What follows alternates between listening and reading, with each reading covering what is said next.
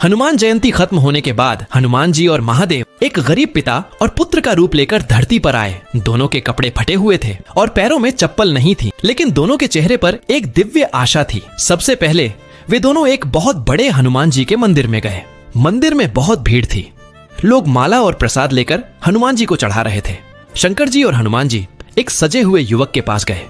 शंकर जी बोले, बेटा, मुझे और मेरे पुत्र को बहुत भूख लगी है, थोड़ा सा प्रसाद दे दो, भगवान तुम्हारा भला करेगा। युवक ने घूरते हुए देखा और बोला, अरे बाबा, यह प्रसाद भगवान के लिए है, तुम जैसे गरीबों के लिए नहीं। इतना कहकर उसने उन्हें धक्का देकर लाइन से बाहर कर दिया। शंकर जी और हनुमान जी मुस्कुराए और आगे बढ़ गए।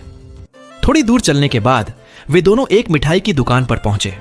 वहां तरह तरह की मिठाइयां सजी हुई थीं, लड्डू, बर्फी, जलेबी। लोग उपवास के लिए मिठाइयां खरीद रहे थे। हनुमान जी ने हाथ जोड़कर कहा, मुझे और मेरे पिता को थोड़ा सा मिठाई दे दो, हम दोनों कई दिनों से भूखे हैं, भगवान भला करेंगे।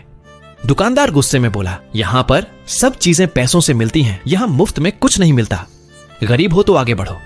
हनुमान जी और शंकर जी बिना कुछ बोले शांत भाव से आगे बढ़ गए। अंत में वे दोनों शहर के किनारे एक झोपड़ी के पास पहुंचे, जहां एक गरीब दादी सूखे पापड़ बेच रही थी और दादी के पास सिर्फ एक वक्त का खाना बचा हुआ था। शंकर जी ने शांत भाव से कहा, माँ, मैं और मेरे बेटे ने सुबह से आज कुछ नहीं खाया, क्या कुछ मिल सकता है?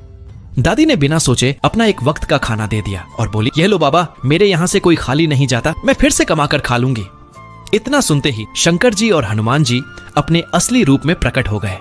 शंकर जी ने उसकी टूटी झोपड़ी को एक सुंदर पक्के मकान में बदल दिया और हनुमान जी ने दादी को सोने से भरे सिक्कों की एक टोकरी दे दी। लेकिन अफसोस, फिर भी किसी ने लाइक और सब्सक्राइब नहीं किया। Download ShareChat.